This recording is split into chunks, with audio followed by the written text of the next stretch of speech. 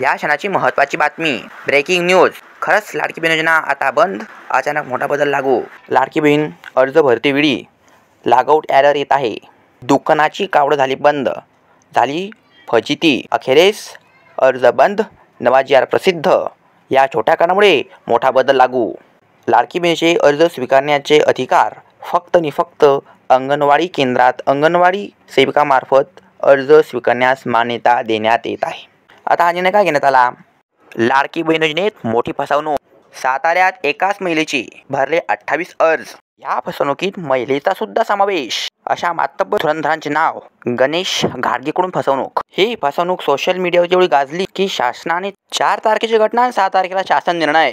या शासन निर्णयाच्या दिनांकापासून फक्त अंगणवाडी केंद्रात अंगणवाडी सेविकामार्फत अर्ज स्वीकारण्यात येतील. येथे प्रश्न निर्माण होतो, अर्ज कोणी लिहायचा? अर्जदार लाभार्थी महिलेनेच अर्ज भरायचा आहे. आता अर्ज भरताना लक्षात घ्या, आता 3000 रुपये मिळून न मिळता 1500 रुपये देण्यात येतील. अदिती तटकरे यांचं असं वक्तव्य आहे. नवीन जी आर प्रमाणे हा बदल करण्यात येत आहे. याची सर्व महिलांनी नोंद घ्यावी. या बदलाला सामोरं जाणं महिलांना शक्य होत आहे की नाही? ही योजना महिला सक्षमीकरणासाठी होती. जर महिला निरक्षर असेल तर तज्ज्ञांकडून फॉर्म भरण्यात यावा. अशा पद्धतीने आजच्या आपल्या व्हिडिओमध्ये शासन जी आर, लाडकी बहीणविषयीचा शासन जी आर आणि त्याबद्दल उपस्थित होणारे प्रश्न या सर्वविषयीची उत्तरे तुम्हाला मिळाली असतील. आजचा आपला व्हिडिओ तुम्हाला कसा वाटला जरूर कमेंट करा. व्हिडिओबद्दल लाईक करा, चॅनलला सबस्क्राईब करा. व्हिडिओ इंटरेस्टिंग अपकमिंग व्हिडिओमध्ये.